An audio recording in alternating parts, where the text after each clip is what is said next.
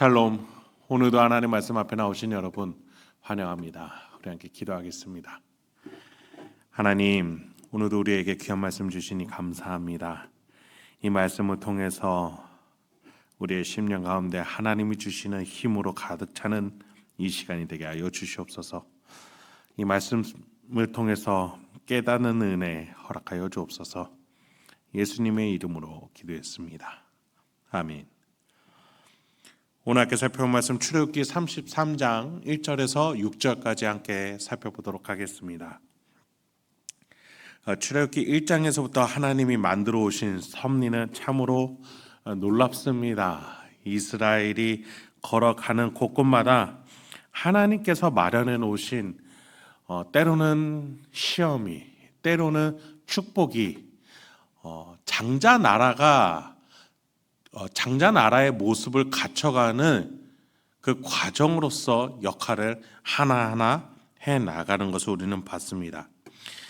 특히 요즘에 계속해서 살펴보고 있는 금송아지 사건을 통해서 이스라엘은 가장 중요한 영적인 맥락과 흐름을 직면하고 이해하게 됩니다. 바로 죄인은 은혜가 필요하다는 사실이에요. 죄인은 하나님의 도움이 필요하다는 겁니다.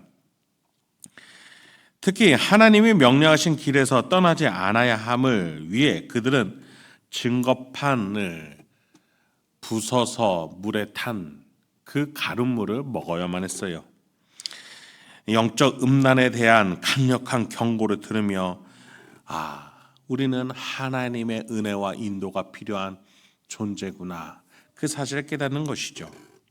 그러한 가운데 하나님께서 그들을 완전히 용서하신 건 아니시지만 어쨌든 그들과 새로운 국면으로 나아가고자 하십니다. 1절부터 보시죠. 여호와께서 모세에게 이르시되 너는 네가 애굽 땅에서 인도하여 낸 백성과 함께 여기를 떠나서 내가 아브라함과 이삭과 야곱에게 맹세하여 네 자손에게 주기로 한 그 땅으로 올라가라. 하나님이 그들을 온전히 용서하신 건 아니셨어요. 유보해 놓으셨습니다. 그러면서도 이스라엘이 장자 나라 역할을 향해 나아갈 수 있도록 가나안 땅으로 인도하고자 하세요. 그 땅은 하나님이 선조들에게 약속하셨던 땅입니다. 그런데 문제는 3절에서 보니 나는 너희와 함께 올라가지 아니하리라 라고 말씀하신다라는 거예요. 자, 여기에서 우리 하나님이 어떤 의도로 이렇게 말씀하셨는지를 살펴봄으로써 하나님의 성품을 볼 수가 있습니다. 2절부터 한번 보시죠. 내가 사자를 너보다 앞서 보내어 가나안 사람과 아모리 사람과 헷 사람과 브리스 사람과 히위 사람과 여부스 사람을 쫓아내고 너희를 적과 꿀이 흐르는 땅에 이르게 하려니와 나는 너희와 함께 올라가지 아니하리니 너희는 목이 곧은 백성인즉 내가 길에서 너희를 진멸할까 염려함이니라 하시니. 하나님께서는 2절에 보니 사자를 보내주시겠다, 이스라엘의 앞길을 위해서 미리 보내시겠다라고 얘기하세요. 그러나 하나님이 함께 하시지는 않겠다라고 하시죠. 아니, 어찌 보면 함께 할 수 없으신 겁니다. 전능하신 하나님이신데, 능치 못함이 없는 하나님이신데 그분이 못하는 게 있다고요? 이런 질문이 들죠. 그렇습니다. 하나님은 하실 수 없는 게 있습니다. 바로 죄와 함께하는 것이에요. 그런 점에 있어서 죄인인 이스라엘, 그들과 하나님이 함께할 수 없으니 사자를 보내시는 거예요. 여러분, 하나님은 이스라엘 향해서 분노하셨지만 동시에 사랑하고 계셨음을 우리는 기억해야 합니다. 하나님이 죄를 미워하시되 사람은 사랑하셔 끝까지 책임지고 계시는 것이죠. 그들과 공존하다가는 이스라엘이 진멸당하기 때문에 그토록 바랬던 이스라엘과의 동행을 잠시 내려놓으시고 이스라엘과 거리를 두고자 하셨던 것이죠. 그러면서도 이스라엘과 했던 약속, 젖과 꿀이 흐르는 땅으로 인도하겠다는 그 약속을 지키기 위해, 이 관계를 포기하지 않고 끝까지 끌고 가시기 위해 하나님이 일하고 계셨던 겁니다. 그래요, 여러분, 하나님이 모세에게 이 백성을 떠나라라고 하셨던 것, 이 백성을 버리라고 하셨던 것은 하나님이 모세를 키우기 위한 틈새로, 훈련시키기 위한 틈새를 만드셨음을 우리는 잘 기억합니다. 이것이 진짜 오늘 본문에서 나타난 게 하나님의 본심이었던 거예요. 하나님은 이스라엘을 결코 포기하지 않으시는 분이신 것입니다. 여러분, 우리가 믿는 하나님이 어떤 분인지 우리는 명확하게 알아야 돼요. 신실하신 분이에요. 약속을 절대 포기하지 않으시는 분입니다. 우리가 하나님을 포기할지언정 하나님이 우리를 포기하지 않으신다라는 거예요. 그래서 우리가 다시가 하나님의 손을 붙잡을 수 있도록 용기를 주시고 사랑을 주시고 깨달음을 주시고 인생에 대한 동기부여를 주신다는 사실 꼭 기억하시기 바랍니다. 이제 이런 하나님을 향한 백성들의 반응은 어땠는지 한번 보시죠. 4절부터 6절입니다. 백성이 이 준엄한 말씀을 듣고 슬퍼하여 한 사람도 자기의 몸을 단장하지 아니하니 여호와께서 모세에게 이르시기를 이스라엘 자손에게 이르라 너희는 목이 곧은 백성인즉 내가 한순간이라도 너희 가운데 이르면 너희를 진멸하리니 너희는 장신구를 떼어내라 그리하면 내가 너희에게 어떻게 할 것인지 정하겠노라 하셨음이니라. 이스라엘 자손이 호렙산에서부터 그들의 장신구를 떼어내니라. 자, 여기서 많이 등장하는 것이 몸을 장식하는 장신구 이야기가 나타납니다.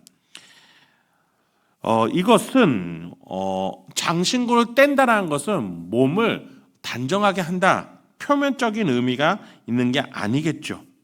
하나님께서는 이들의 행동을 보시고 너희에게 어떻게 할 것인지 정하겠다라고까지 말씀하셨어요.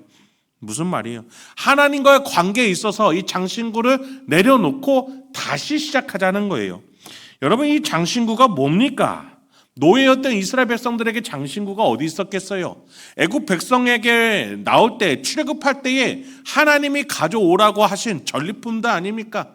이것을 가지고 하나님이 성막을 만들고자 하셨잖아요. 이거 가지고 그런데 그들은 금송아지를 만들어 버렸던 거 아닙니까? 그리고 나서 남은 것들이 있습니다. 그 장신군들이요. 그 장신군들을 하나님이 내려놓으라고, 몸을 꾸미는데 내려놓으라고 하시는 것이죠. 그래야 너희와 다시 시작할 수 있다는 거예요.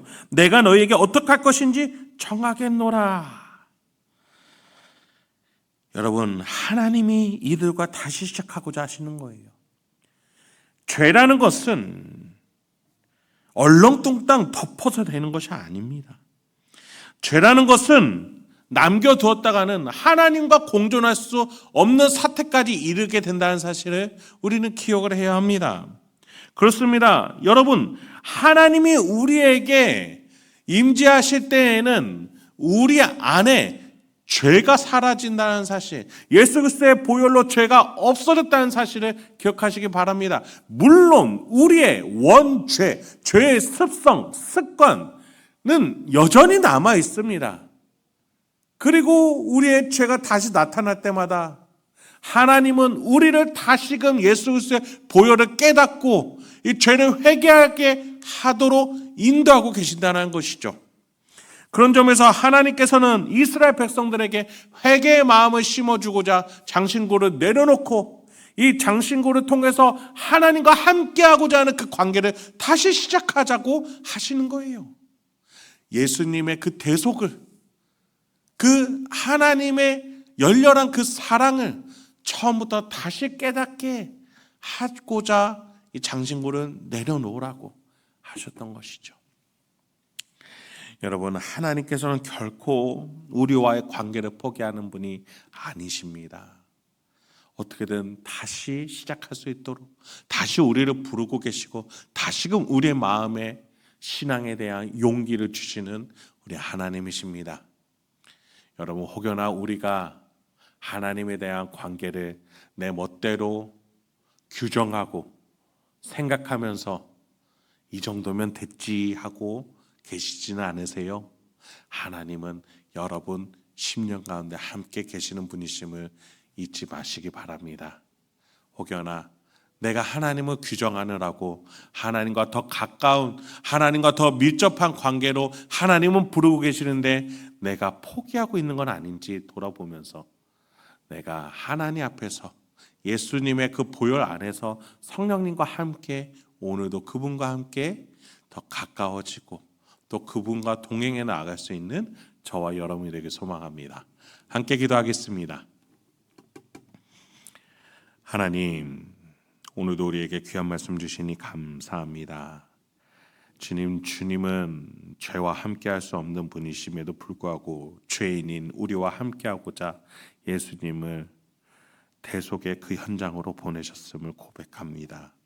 주여, 내가 죄인일지라도 그 예수의 보혈을 믿으며 하나님과 함께하고자 항상 회개하며 주님께로 나아가고자 하오니 나의 10년 가운데에 거룩한 의로운 하나님의 자녀다운 그 은혜들로 가득할 수 있도록 주여 인도하여 주옵소서. 예수님의 이름으로 기도했습니다. 아멘.